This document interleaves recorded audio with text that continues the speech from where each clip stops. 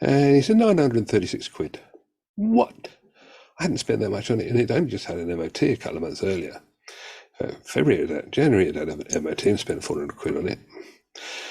Anyway, 936 quid. So I went and paid it, got in the car, drove it down the road, and it didn't work. It was going chuff, chuff, chuff, chuff, chuff. I literally went around the block. It was no more than 5 minutes.